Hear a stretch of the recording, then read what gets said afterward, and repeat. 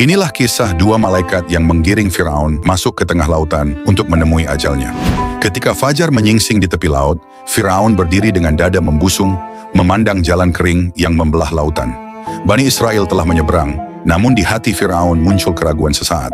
Pada saat itulah atas izin Allah, dua malaikat ditugaskan menggiringnya menuju takdir yang telah ditetapkan. Satu malaikat berjalan di depan untuk menyulut kembali api kesombongan Firaun, sementara yang lain berada di belakang, menutup jalan pulang agar tidak ada yang tersisa di daratan. Malaikat di depan membisikkan keangkuhan ke dalam hatinya. Bukankah engkau raja yang tak terkalahkan? Laut ini pun terbelah di hadapanmu. Firaun tersenyum congkak. Keretanya melaju memasuki dasar laut, diikuti pasukan yang terhipnotis oleh keyakinan palsu pemimpinnya. Sementara itu malaikat di belakang menggiring dengan ketegasan. Majulah, jangan berhenti. Maka seluruh bala tentara pun masuk satu demi satu, hingga tak ada seorang pun yang tertinggal di daratan.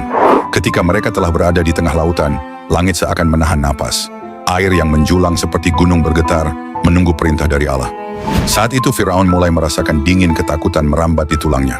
Jalan kering di bawah roda keretanya mulai basah, dan suara gemuruh air mengisi udara. Barulah kesadaran itu datang terlambat. Dengan napas terputus-putus ia berteriak, "Aku beriman kepada Tuhan yang diimani Bani Israel. Aku berserah diri." Pada detik genting itulah malaikat Jibril turun. Ia menyaksikan lisan yang selama hidupnya kufur, kini mengucap iman saat ajal telah di depan mata. Dalam sebuah riwayat, Jibril takut Firaun memperoleh rahmat di saat yang tak layak, padahal ia telah melampaui batas.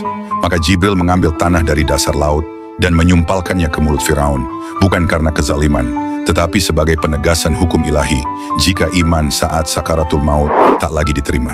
Sekejap kemudian, perintah Allah datang. Laut kembali menyatu.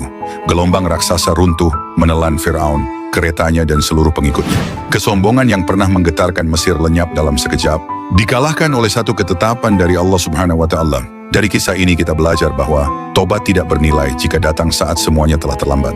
Firaun mengenal kebenaran, melihat tanda-tanda kekuasaan Allah, namun menundanya hingga ajal menjemput. Maka jangan menunggu saat napas telah sesak dan kesempatan telah tertutup. Bertobatlah sekarang, selagi hati masih bisa tersentuh dan waktu masih Allah pinjamkan, karena rahmatnya luas, tetapi ajal tidak pernah menunggu.